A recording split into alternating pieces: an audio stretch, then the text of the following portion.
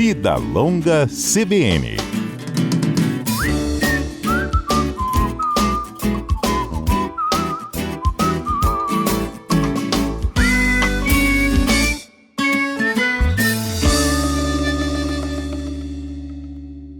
No Vida Longa CBN deste sábado, a gente conversa sobre o encolhimento da população brasileira, segundo projeções do IBGE. Nesta última semana, o Instituto Brasileiro de Geografia e Estatística divulgou uma projeção de que a população brasileira vai diminuir nos próximos anos. Segundo os números projetados, o país tende a sair de 212 milhões de habitantes para 220, isso até 2041. Só que a partir de 2042, a tendência é que a gente comece a encolher. Esses são dados nacionais, a gente vai conversar um pouquinho sobre essas estatísticas agora. O meu convidado de hoje é o superintendente estadual do IBGE, Max Ataíde Fraga. Qual é a realidade brasileira e qual é a nossa realidade no Espírito Santo, já que a gente está falando de vida longa? Max, bom dia, seja bem-vindo. Bom dia, Fernanda. Bom dia, ouvintes da CBN. Max, me fala um pouquinho aí desses dados. Sim, a realidade capixaba é um pouco diferente, né? Nós vamos atingir o ponto de inflexão, ou seja, quando a gente vai parar de crescer, vai ser em 2046, que vamos atingir 4.397.000 habitantes. A partir de 2047, aí começa a queda da população. Isso acontece um pouco mais tardiamente no Espírito Santo, porque no Espírito Santo a gente ainda tem uma taxa de fecundidade um pouco maior do que a do Brasil, né? Então, são projeções que o IBGE faz. A primeira projeção que o IBGE faz depois do censo de 2022, né? E isso tudo indica que a população está envelhecendo mais, que está vivendo mais, né? E que isso é fenômeno observado assim, de 2000 até 2022, 2023, o número de nascimentos tem caído muito. Quer dizer, em torno de 10.000 crianças deixaram de nascer por ano, de 2000 a 2023. Quer dizer, então, isso a população vive mais pelas melhorias nas condições de saúde e vai envelhecendo mais. Você vai tendo cada vez mais população em faixas etárias mais idosas, né? Mais velhas, né? Agora, essa característica da população agora, com essa radiografia do IBGE, já é uma tendência mundial, não é mesmo? A gente está envelhecendo mais, tendo menos filhos e populando menos o mundo. Sim, esse fenômeno já existe na Europa, que tem a população muito envelhecida, é característico de países desenvolvidos, né, como o Japão, a população acaba vivendo muito. E você vai diminuindo, vai estreitando a pirâmide, né? Você acaba tendo, a pirâmide cada vez com menos pessoas na base e com mais pessoas na base, no topo. Então, isso é característico do envelhecimento da população e a população vai...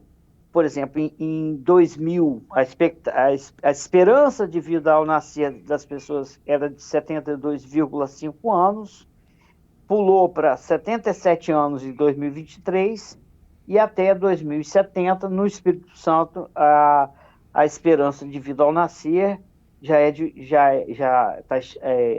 a projeção é de que seja de 84 anos, né? Uhum. E o que você atribui a esse quadro hoje, né? Por que as pessoas estão optando por terem menos filhos, diminuindo a taxa de fecundidade? São características que envolvem assim, a questão da urbanização da população, né? Que ela basicamente foi muito reduzida na zona rural, se concentra muito na zona urbana. As dificuldades, né? econômicas para se manter uma criança hoje é muito maior do que no passado, né? Antes, no passado, era força de trabalho na zona rural, né? Quanto mais crianças, mais braços tinha na família, né? Para tocar os negócios. E agora você tem o encarecimento do custo de vida, você, para manter uma criança em escolas, você vai ter uma despesa muito alta, vem as dificuldades pela inserção da mulher no mercado de trabalho, que é muito positivo, né? Então, tudo isso faz com que as dificuldades para se ter maior número de filhos aumente.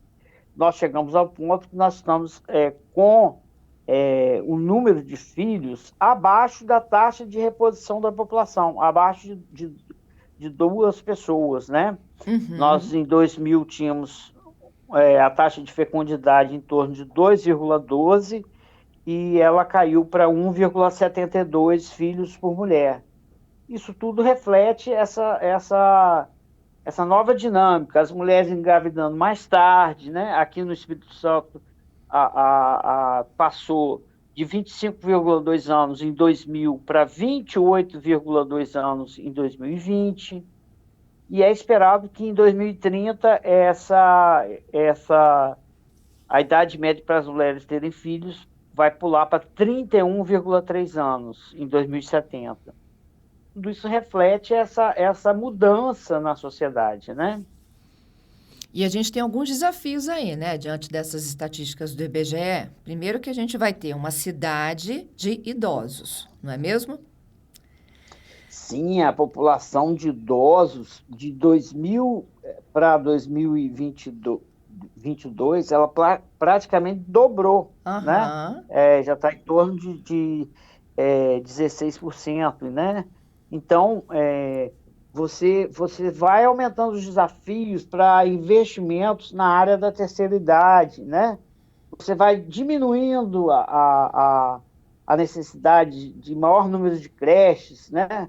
Isso não está universalizado ainda, mas você torna esses desafios mais factíveis. Você vai diminuindo essa demanda, né? Então, você vai ter atenção especial com o custo da terceira idade, não é isso? A questão da mobilidade, você vai ter que ter o poder público vai ter que ter uma atenção maior.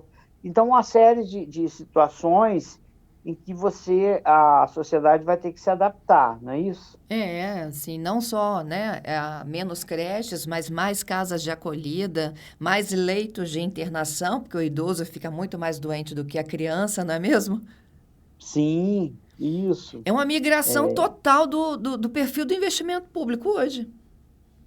Exato, você vai ter que ter políticas públicas voltadas para essa população, né? Que vai se concentrando cada vez mais nas faixas etárias superiores. Isso a gente está falando, Max, de 12, 15 anos, né? É verdade, é uma situação assim que está logo ali, né? São 2, 3 mandatos de prefeitos, por exemplo, de governadores, né? Exato. São projeções que o IBGE faz. É lógico que toda projeção ela tem reavaliações periódicas, né? Você pode ter um fenômeno da migração mais acentuada por implantação de grandes empresas, que mude esse cenário, mas pelo menos na parte de fecundidade, isso tem sido uma tendência verificada em várias gerações, né? As gerações dos nossos avós tinham um número cada vez maior de filhos, a geração a nossa geração já teve um número um pouco menor, e os nossos filhos e netos vão ter cada vez menos filhos, né? Uhum. Então, Se por um lado, então, a gente falava, né, que o investimento público ele tem que dar um 360 para se intensificar nessa nova faixa etária, por outro, o próprio governo tem que criar políticas de estimulação de fecundidade. isso aí tem que ser avaliado, né? E cada caso é um caso, né? E tem que ser observado isso aí. Isso aí é uma análise que caberia mais a a parte política, né? A gente vê isso na China hoje, né? Sim, a China chegou a proibir mais de um filho, depois mudou essa política, né? Isso. Permitindo até 2 filhos. Então, isso aí são situações em que o governo pode ter ferramentas para estimular de acordo com a necessidade, né? Mas, normalmente, os governos não interferem muito nessa área, por questões religiosas e outras situações, né? Agora, Max, a gente falando aqui, né, desse novo perfil aí do encolhimento da população e uma população que encolhe, mas ela fica com maior idade, como é que isso vai se refletir, por exemplo, na Previdência, que hoje já é um boom? O modelo da Previdência no país, na maioria dos países, é quem está na ativa bancar a aposentadoria daqueles que saíram do mercado de trabalho, né? Então, no momento que você tem menos pessoas entrando no mercado de trabalho e que esse bolsão de pessoas que estão saindo do mercado de trabalho, porque já cumpriram o seu tempo de serviço e tal, você vai ter menos pessoas contribuindo. Isso tudo impacta a Previdência Social, que aumenta o custo para o atual modelo, onde quem está na ativa está bancando a Previdência daqueles que estão se aposentando, né? Uhum. E a população vivendo cada vez mais, né?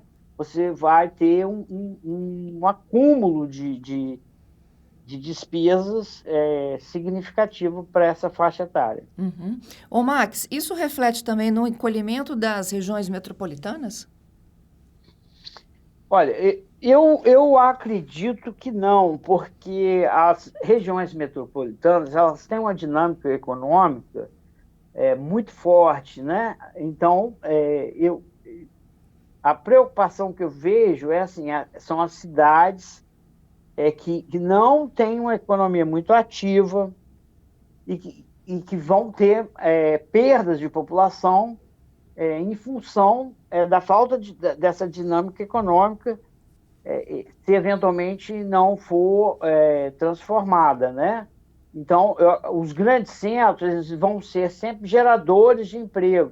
Agora, claro que o ritmo de crescimento desses grandes centros vai cair em função da massa de pessoas menor que vai nascer, né? Uhum. Mas, sem dúvida, ainda são locais onde o custo, a geração de empregos é mais forte, são centros consumidores, né?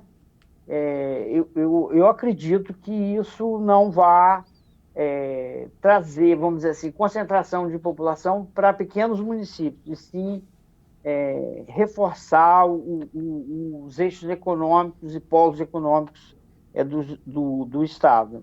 Entendido. Tem algum outro dado do Espírito Santo que saltou os olhos, Max? Olha, em linhas gerais, o Espírito Santo ele ainda está assim, vamos dizer assim, no meio termo aí, né? Não é aquele estado que está com perspectiva de queda muito iminente, né? Isso ainda vai até 2046, né? Então, ainda há tempo assim, de planejamento e organização, né? Eu vejo como mais preocupante esses estados que estão há menos de 4, 3 anos, como é o caso do Rio Grande do Sul, que já começa a perder população e assim, você vai ter que ter análises, estudos, né, para observar o que vai ser preciso ser feito nesses locais onde a perda iminente de população vai ocorrer. É isso aí, um desafio para os eleitos.